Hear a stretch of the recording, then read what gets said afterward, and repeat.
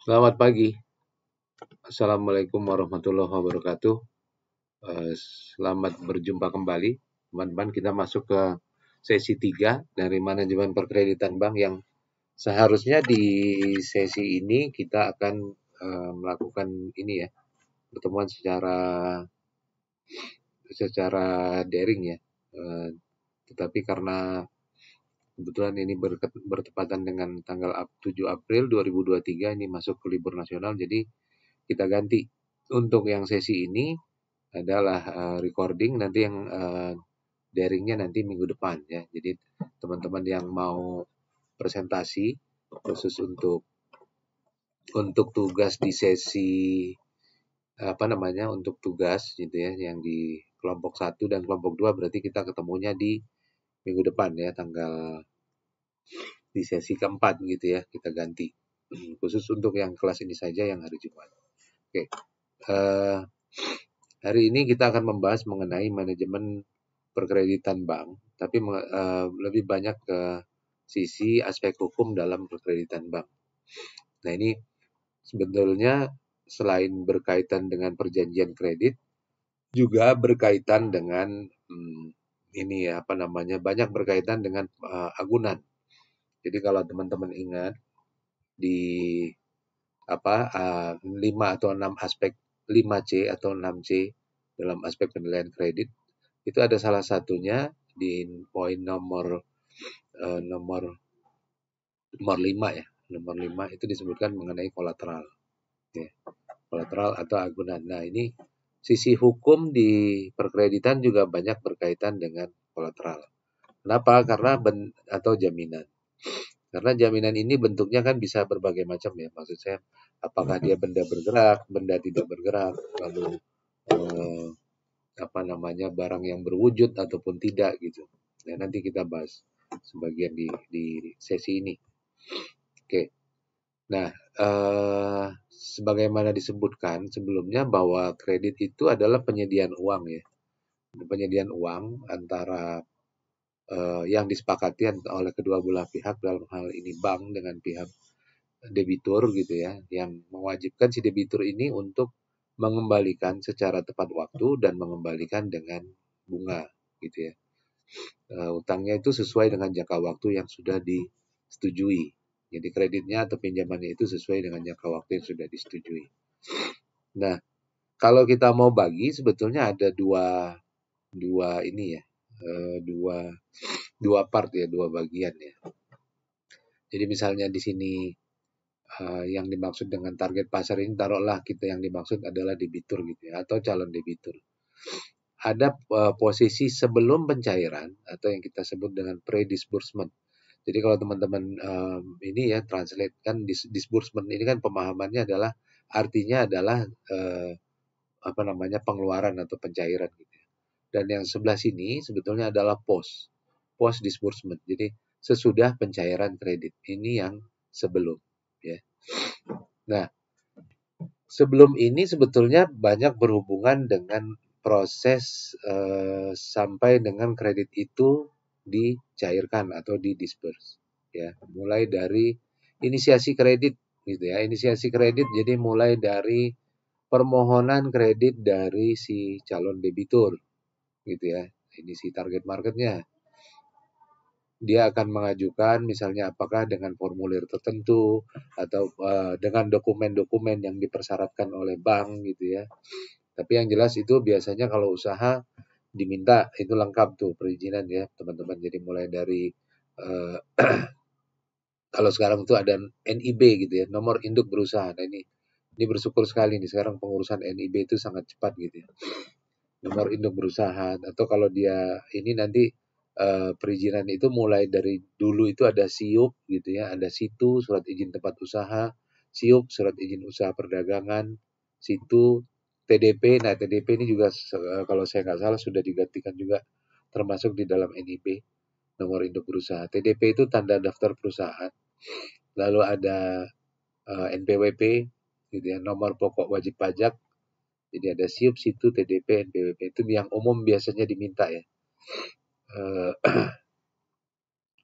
Nah, ini masuk di tahap-tahap awal, jadi mulai dari pengumpulan dokumen gitu ya, pengumpulan laporan keuangan gitu ya, lalu misalnya melakukan jadi pengumpulan dokumen, lalu nanti misalnya nanti akan ada kita masuk ke tahap evaluasi gitu ya. Di dalam evaluasi ini baru si bank ini akan melakukan evaluasi sebetulnya kebutuhan kreditnya ini seberapa besar gitu, dan apakah sesuai begitu yang diajukan oleh si calon debitur, dan apakah kredit ini layak gitu ya, layak. Jadi biasanya bank akan mensyaratkan adanya self financing atau pembiayaan sendiri.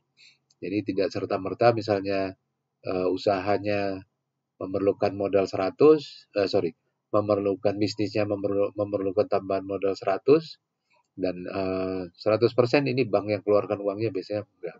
Bank akan menghitung dengan ketentuan misalnya 20 atau 30%-nya itu harus ditanggung oleh si debitur gitu ya, oleh si calon debitur. Dan berdasarkan evaluasi ini mulai diketahui misalnya banknya itu akan negosiasikan dengan si calon debiturnya gitu ya. Calon debiturnya misalnya mulai dari struktur kreditnya gitu. Struktur kreditnya, suku bunga gitu ya, dan lalu bagaimana nanti paymentnya gitu, bagaimana bentuk kreditnya, apakah kreditnya ini uh, revolving itu maksudnya bisa dicicil setiap saat lalu bisa ditarik lagi gitu ya, seperti kredit di rekening koran, atau tidak bisa gitu, sudah ditarik nanti harus dicicil setiap bulan gitu berikut bunga, itu kan aflopen kalau istilah perbankan tuh. Nah, dari hasil negosiasi ini dikeluarkanlah nanti keputusan.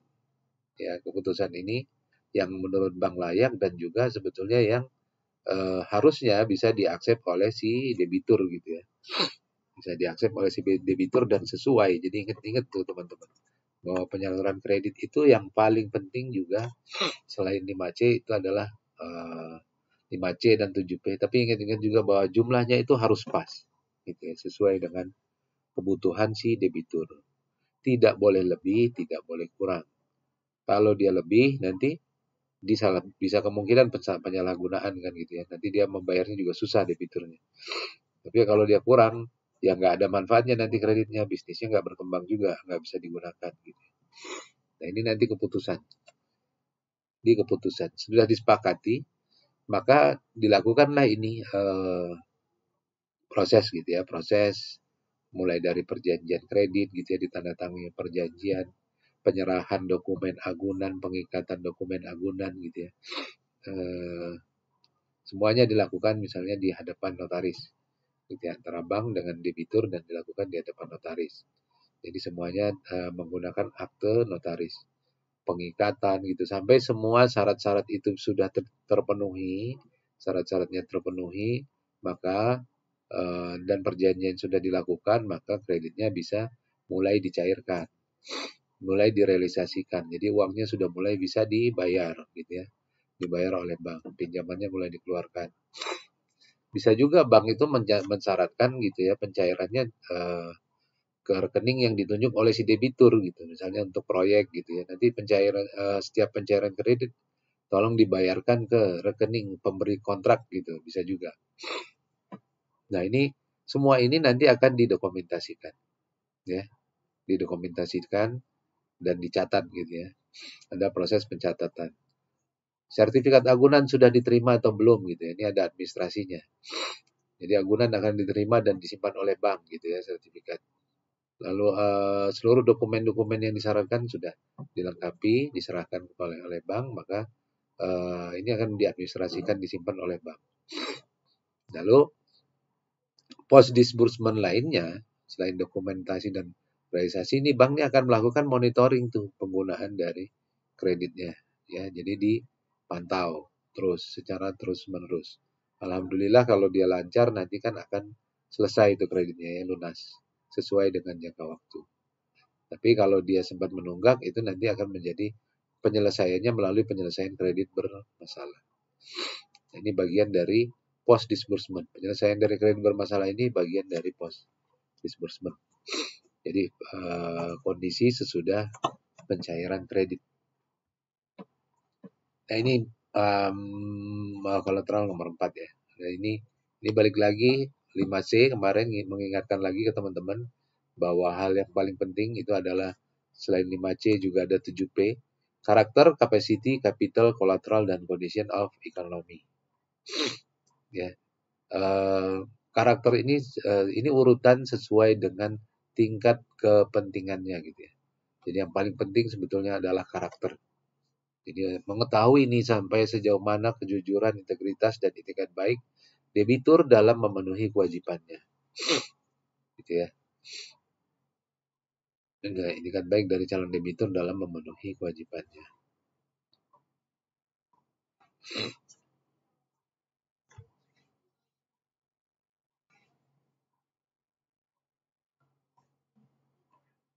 Nah, ini yang salah satu faktor yang paling penting. Lalu capacity, yaitu kemampuan terhadap manajemen dalam menjalankan usahanya sehingga bisa memenuhi kewajibannya. Capital, menyediakan dana sendiri, sebagaimana saya sebutkan tadi, bahwa bank biasanya akan mensyaratkan adanya dana sendiri untuk kebutuhan bisnis dia gitu ya. Jadi nggak bisa 100% akan dibiayai oleh bank gitu. Tapi nih biasanya bank akan meminta dana sendiri, jadi kecukupan modalnya dari debitur juga ada. Misalnya disarankan 10 sampai 30% gitu ya dari yang proyek yang akan dilaksanakan itu dana nasabah sendiri. Lalu kolateral, penilaian agunan yang diberikan oleh calon debitur atas kredit yang diberikan. Ini tadi kolateral, nanti kita akan cerita sedikit karena ini masalah berkaitan banyak dengan aspek hukum gitu ya. Lalu condition ekonomi, ini salah satu faktor juga bahwa bank itu biasanya mempertimbangkan kondisi politik, sosial, ekonomi, budaya, dan lain-lain gitu ya, yang bisa mempengaruhi kelancaran usaha debitur. Apa nih contohnya misalnya kalau kondisi ekonomi? Gini, misalnya gini ya, misalnya ada calon debitur atau debitur kita yang sangat bergantung dengan bahan bakunya itu bahan baku dari impor, dari luar negeri.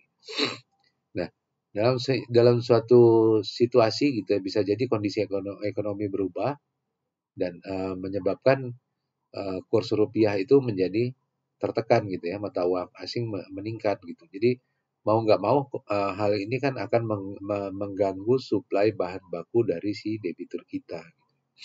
Jadi di tengah kenaikan kurs mata uang asing gitu ya, kenaikan kurs mata uang asing, rupiahnya menjadi terdepresiasi gitu, dan otomatis maka kalau debitur kita ingin berproduksi gitu ya, memproduksi apa namanya produk-produknya itu, maka dia akan membeli bahan baku yang lebih mahal.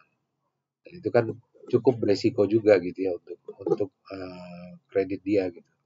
Karena misalkan tidak mungkin karena kenaikan kurs misalnya, jadi harga jualnya jadi terlalu rendah dan bisa menyebabkan kerugian dari debitur.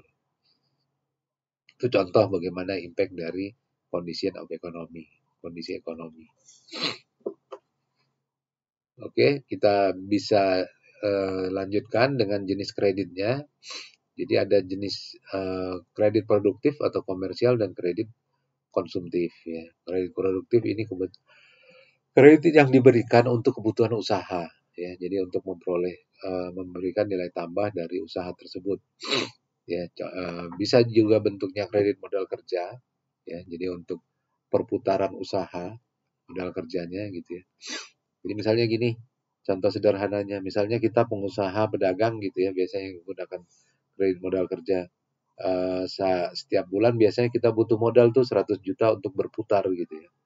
100 juta, kita pedagang kecil lah. Dan butuh 100 juta tuh setiap bulan modal itu untuk berputar. Berputar tuh dalam bentuk apa? Berputar antara lain kita menyediakan stok barang. Nanti kalau ada pembeli nanti pembelinya pakai tempo gitu ya, pengiriman barang semuanya pakai waktu. Sehingga mau nggak mau uang kita akan berputar di dalam bentuk itu gitu ya. Mulai dari dalam bentuk barang, mulai dalam bentuk tagihan gitu ya. Jadi kalau kita menjual barang kan, kita pedagang kan kita perlu pertama kita punya stok inventory barang. Berarti itu modal kita sudah mulai akan dikeluarkan di situ.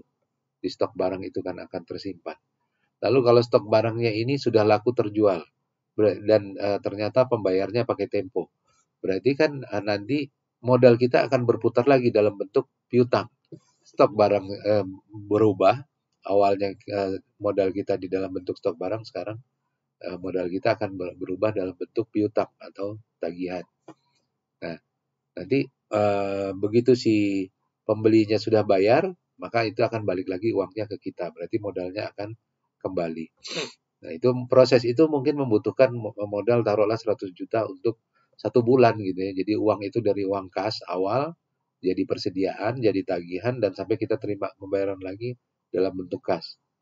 Nah, itu mungkin proses perlu waktu 1 bulan. Nah, itu yang bagaimana kalau ternyata kita punya orderan meningkat menjadi 300 juta gitu per bulan, membutuhkan modal 3.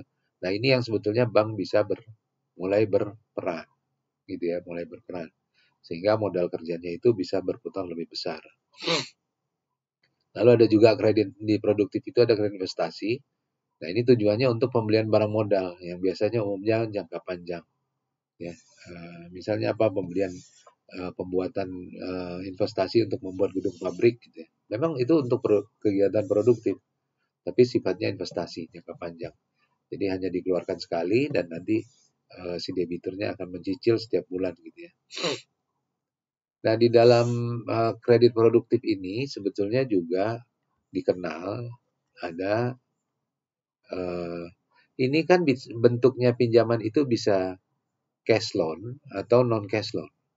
Cash loan itu adalah pinjaman tunai gitu ya. Di dua bentuk ini kan bisa juga dia bentuknya tunai. Jadi kreditnya dicairkan uang dalam bentuk apa namanya, pinjaman yang dicairkan ke rekening tabungan atau rekening gironya si debitur gitu ya. Uangnya disalurkan ke sana.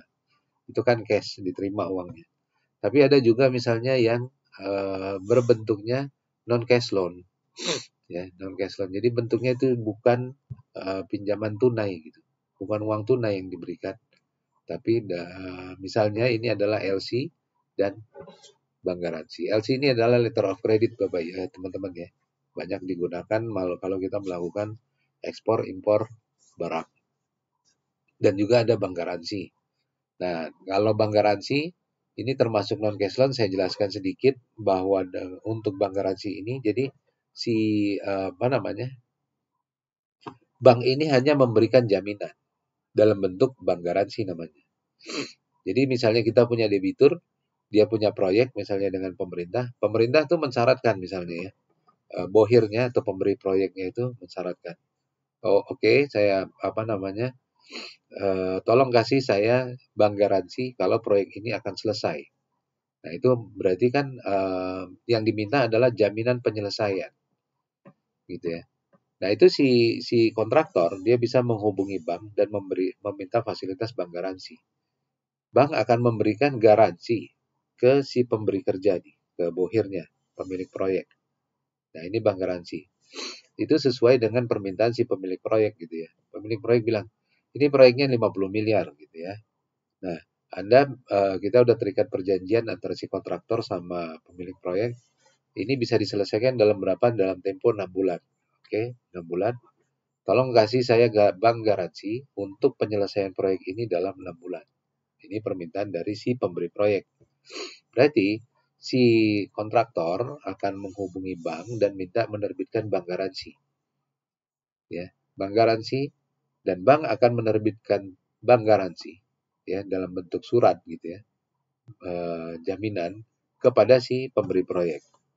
Ya, dia akan bilang ini apa namanya, bank dengan ini menjamin kontraktor ini bahwa dia akan menyelesaikan proyek ini 50 miliar dalam waktu 6 bulan.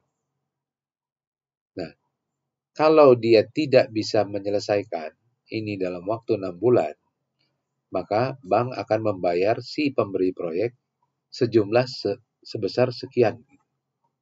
Gitu ya. Misalnya 50 miliar misalnya disyaratkan oleh si pemberi proyek hanya 90%.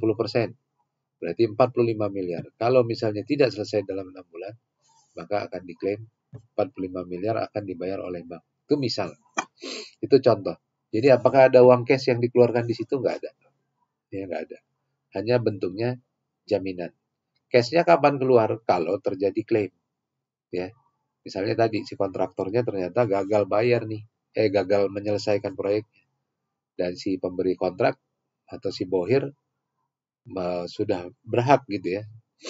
Jadi bank itu menjamin selama 6 bulan, misalnya dari 1 Januari sampai 30 Juni, bahwa proyeknya akan selesai. Kalau dia lebih dari 30 Juni, maka dia bisa mengklaim, misalnya sampai dengan 15 Juli. Nah ini misalnya udah tanggal 20 Juli gitu ya, dan proyeknya belum selesai. Jadi si pemberi proyek dia berhak melakukan klaim kepada bank. Oke, saya minta berdasarkan bank garansi ini, Anda tolong bayarkan. Nah, bank akan bayar tuh sesuai perjanjian. Oke, karena ini tidak selesai kita bayarkan. Misalnya 45 miliar. Jadi apa bentuknya ini? Itu cashnya baru keluar di situ.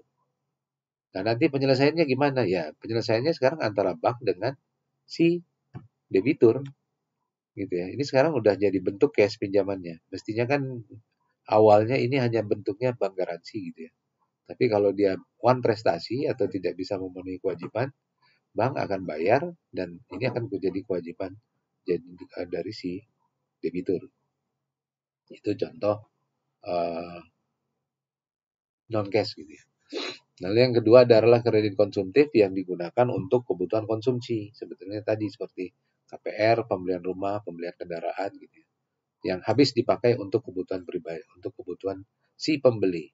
Ya, bukan untuk tujuan produktif atau untuk tujuan usaha atau untuk itu itu masuk kredit konsumtif. Biasanya ini pinjaman-pinjaman yang kebutuhan personal gitu ya.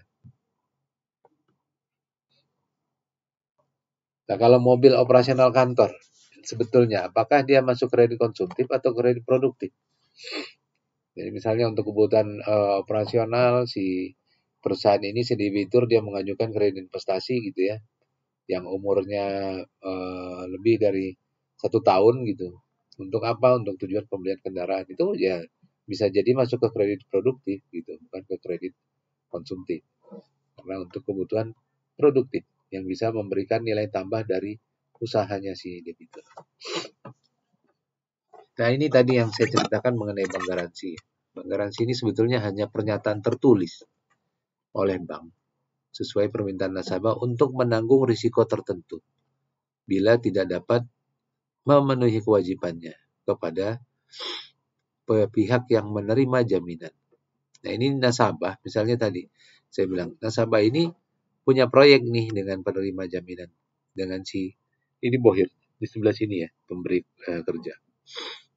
Nah, ini mereka ada perjanjian nih, dia si nasabah ini akan mengerjakan proyek ini gitu ya dalam waktu 6 bulan senilai 50 miliar. Dan si penerima jaminan ini akan bilang, tolong dong kasih saya bank garansi. Bank garansi untuk apa? Untuk menjamin bahwa Anda bisa menyelesaikan ini dalam waktu 6 bulan. Ya, semacam jaminan penyelesaian. Nah, ini dengan demikian si nasabah ini akan mengajukan permohonan bank garansi kepada bank. Bank ini akan menerbitkan bank garansi tersebut dan memberikan kepada si penerima jaminan. Ya. Nah, di sini ada perjanjian sebetulnya antara bank dengan si dengan si pemohon. Ya. Ciri-cirinya jangka waktunya maksimal 1 tahun, batas waktu klaim biasanya 14 hari setelah berakhirnya bank garansi. Kalau seperti tadi, misalnya bank garansinya berakhir tanggal 30 Juni, misalnya biasanya disyaratkan bahwa klaim itu bisa dilakukan 14 hari sesudah 30 Juni, jadi sampai dengan 14 Juli. Bank dapat manfaat dari mana dengan proses ini? Manfaatnya sebetulnya bank akan meminta komisi gitu ya, macam-macam mulai dari 0,25% dari nilai bank garansi gitu, atau sampai dengan 1%, ada yang menetapkan 1,25%, tergantung banknya masing-masing gitu ya. Ya, jadi bank ini akan menerima komisi atas penerbitan bank garansi.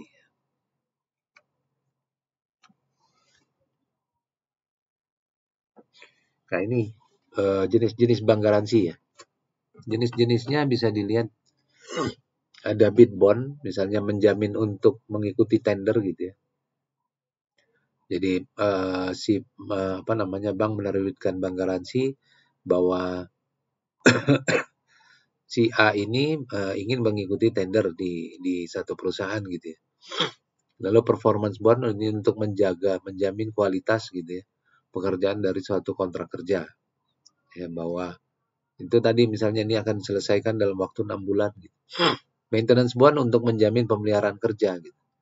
Jadi kadang-kadang kerjanya sudah selesai antara si pemberi kerja dengan si kontraktor gitu ya, ada lagi perjanjian bahwa mereka harus melakukan pemeliharaan dulu nih hasil proyeknya. Misalnya dia proyek pembangunan gedung, ada lagi perjanjian untuk memelihara gedung dulu selama 5 bulan misalnya gitu ya.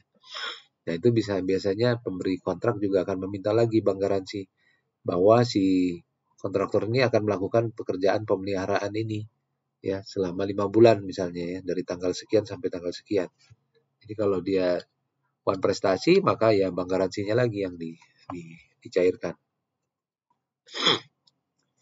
Payment bond bahwa untuk menjamin, jadi misalnya ada ini sama ya, payment bond sama advance payment bond misalnya menjamin uang muka gitu ya. Jadi misalnya proyek itu nilainya tadi 50 miliar, si pemberi kontraknya akan membayar dulu uang muka 10 miliar gitu ya.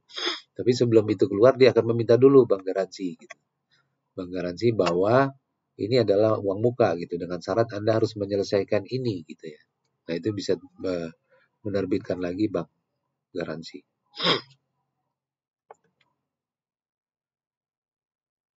Nah ini to be discussed. Jadi teman-teman silakan baca ini status penanganan klaim bank garansi, kita diskusi di minggu depan gitu ya.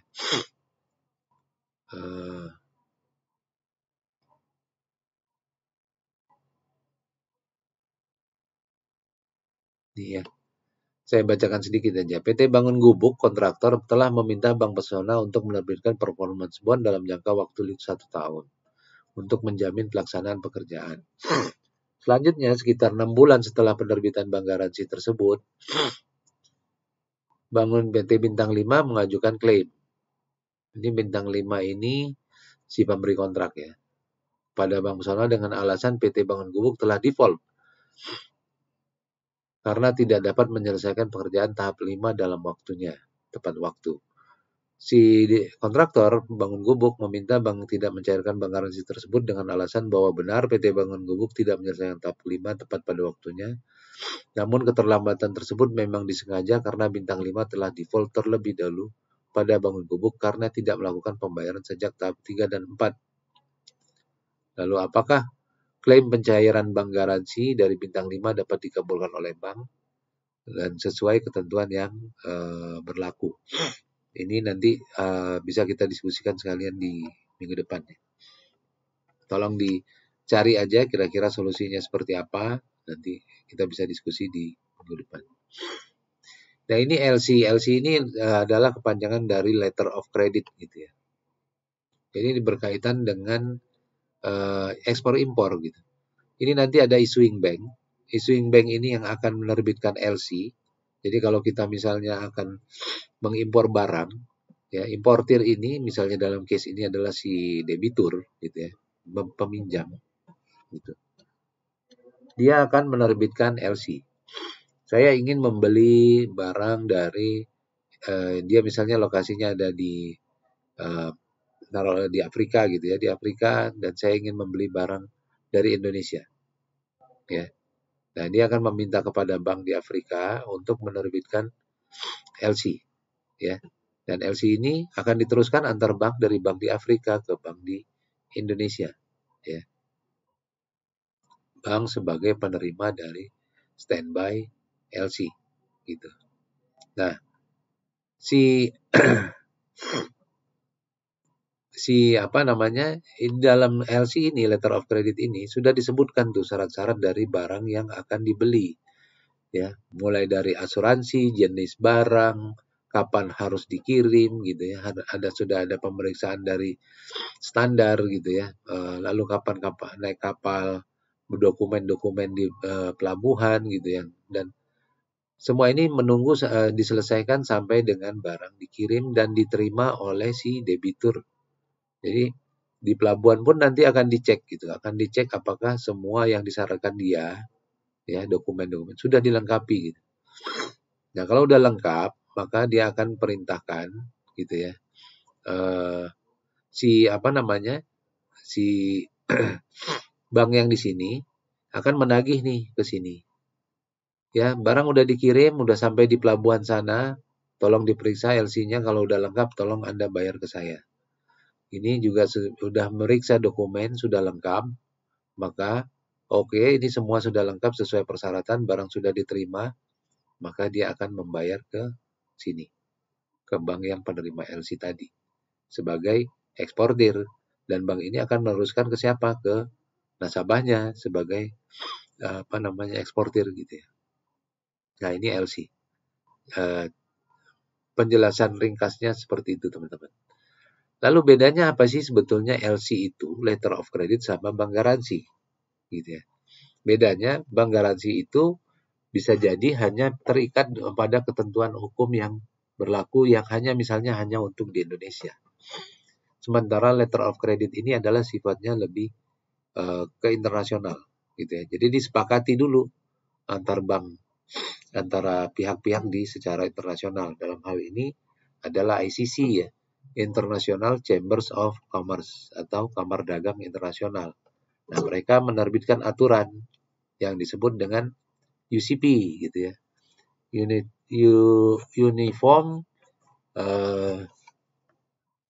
Uniform Custom Product. Saya lupa pokoknya itu ada kepanjangannya UCP. Institusinya adalah ICC, International Chambers of Commerce.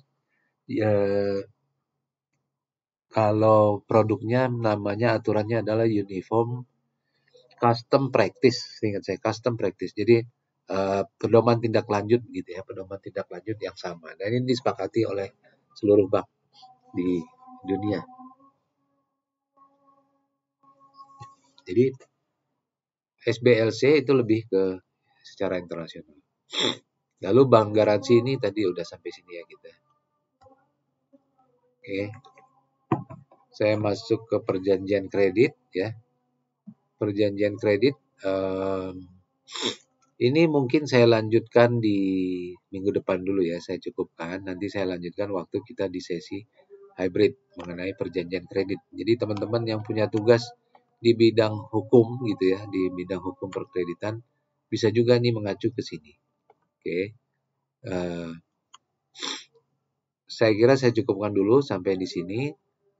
Nanti kita sambung di minggu depan ya. Terima kasih, selamat siang. Wassalamualaikum warahmatullahi wabarakatuh.